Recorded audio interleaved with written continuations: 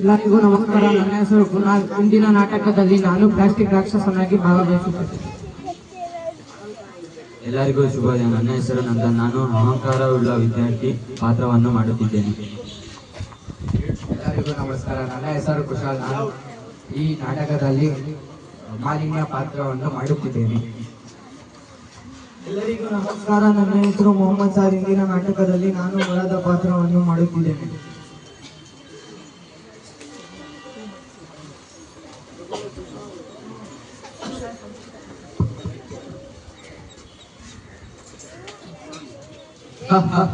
ನಾನು ಮಾಲಿನ್ಯ ರಾಕ್ಷಸ. ಕಾರ್ಖಾನೆಗಳ ಹೊಗೆಗಳು, ಸುಡುತ್ತಿರುವ ಇಂಧನ, ಜೋರಾದ ಶಬ್ದ ನನ್ನನ್ನು ಶಕ್ತಿಶಾಲಿ ಮಾಡುತ್ತಿದೆ. ಮಾನವರು ಶುದ್ಧವಾದ ಗಾಳಿಯ ಕುರಿತು ಚಿಂತೆ ಮಾಡುತ್ತಿಲ್ಲ. ನಾನು ಪ್ಲಾಸ್ಟಿಕ್ ರಾಕ್ಷಸ. ಜನರು ನನ್ನನ್ನು 5 ನಿಮಿಷ ಬೆಳೆಸುತ್ತಾರೆ, ಆದರೆ ನಾನು ಈ ಭೂಮಿಯ ಮೇಲೆ 100 ವರ್ಷ ಕಾಲ ಇರುತ್ತೇನೆ. ನಾನು ಹರಿಯುವ ನದಿಯನ್ನು ತಡೆಯುತ್ತೇನೆ, ಪ್ರಾಣಿಗಳನ್ನು ಸಾಯಿಸುತ್ತೇನೆ, ಮಣ್ಣನ್ನು ಕಲುಷಿತ ಮಾಡುತ್ತೇನೆ. ಜನರು ನನ್ನನ್ನು ಎಲ್ಲೆಲ್ಲೂ ಬಿಸಾಡುತ್ತಾರೆ.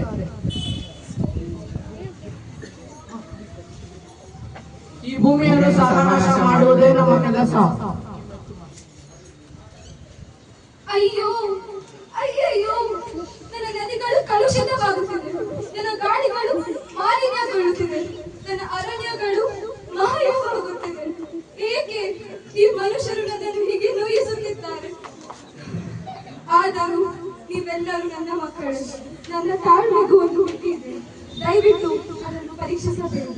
ಇಂದು ನೀವು ನನ್ನನ್ನು ನಿರ್ಲಕ್ಷಿಸಿದರೆ ನಾಳೆ ಪ್ರಕೃತಿ ನಿಮ್ಮನ್ನು ಸುಮ್ಮನೆ ಬಿಡುವುದಿಲ್ಲ.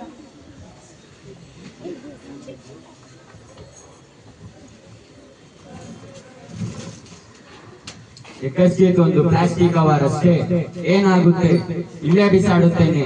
ಈ ಮರವನ್ನು ಕತ್ತರಿಸಿ ನಾನು ಎತ್ತರವಾದ ಕಟ್ಟಡಗಳನ್ನು ಕಟ್ಟುತ್ತೇನೆ, ರಸ್ತೆಗಳನ್ನು ನಿರ್ಮಿಸುತ್ತೇನೆ, ಎತ್ತರವಾದ ಕಾರ್ಖಾನೆಗಳನ್ನು ಕಟ್ಟುತ್ತೇನೆ. ಈ ಅಪ್ರಯೋಜಕ ಮರದಿಂದ ಏನು ಉಪಯೋಗ? ನಾನು ಕತ್ತರಿಸುತ್ತೇನೆ. ನನ್ನಿಷ್ಟ. ನಿನಗೆ ಮರ ಕಡಿಯಲು ಯಾವುದೇ ಹಕ್ಕಿಲ್ಲ. ಪರಿಸರವು ಯಾರ ಸ್ವತ್ತಲ್ಲ, ಅದನ್ನು ನಾಶ ಮಾಡಬಾರದು. ಪರಿಸರವನ್ನು ಸಂರಕ್ಷಿಸುವುದು ನಮ್ಮೆಲ್ಲರ ಕರ್ತವ್ಯವಾಗಿದೆ.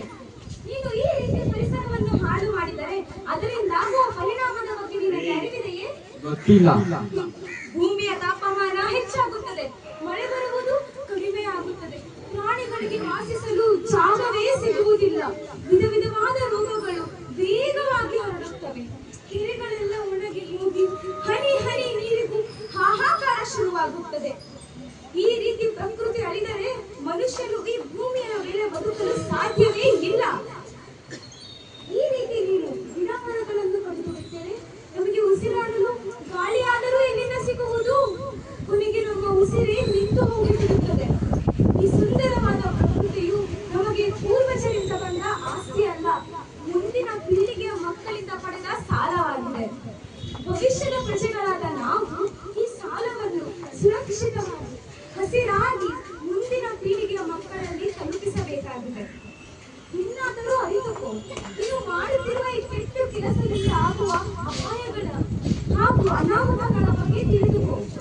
ಇನ್ನಾದರೂ ಈ ಸುಂದರವಾದ ಪ್ರಕೃತಿಯನ್ನು ಸಂರಕ್ಷಿಸಿ. ನಿಲ್ಲಿಸಿ, ದಯವಿಟ್ಟು ನನ್ನನ್ನು ಕಾಪಾಡಿ. ಒಂದು ಮರವನ್ನು ಕಡಿದರೆ 2 ಅಥವಾ 3 ಮರಗಳನ್ನು ನೆಡಿ. ನೀರನ್ನು ಉಳಿಸಿ, ಪ್ಲಾಸ್ಟಿಕ್ಗಳಿಗೆ ಕಡಿಮೆ ಮಾಡಿ. ನಾಳಿನ ಮಕ್ಕಳಿಗೆ ನೀವೇನನ್ನು ತೋರಿಸುತ್ತೀರಿ? ಈ ಸುಂದರವಾದ ಪ್ರಕೃತಿಯನ್ನು ಅಥವಾ ಬತ್ತಿದ ಉಸಿರಾಡಲಾರದ ಈ ಲೋಕವನ್ನು? ಅವರ ನಗು ನಿಮ್ಮ ಕೈಲಿದೆ. ದಯವಿಟ್ಟು ಇನ್ನಾದರೂ ಎಚ್ಚೆತ್ತುಕೊಳ್ಳಿ.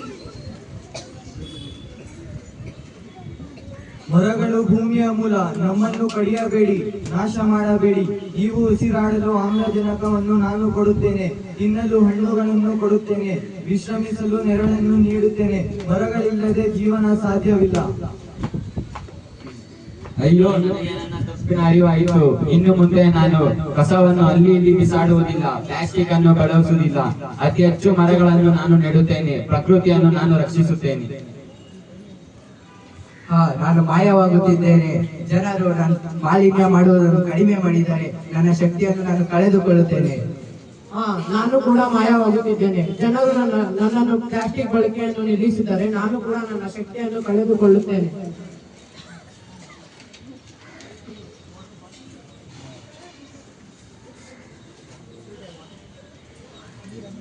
ನೀರನ್ನು ಹಾಕುತ್ತಿದ್ದಾರೆ.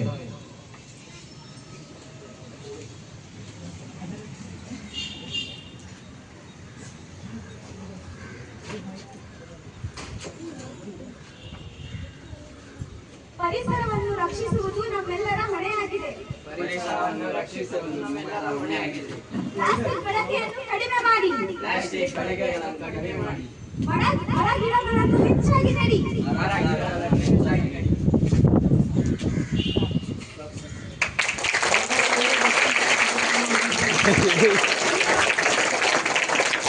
Thank you, children. Thank you. It was a wonderful skit. Big round of applause for class 10 students.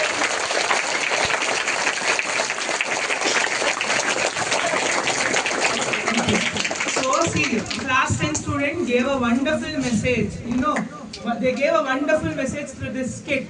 If you avoid using plastic, there won't be a plastic at all. So there won't be a plastic monster.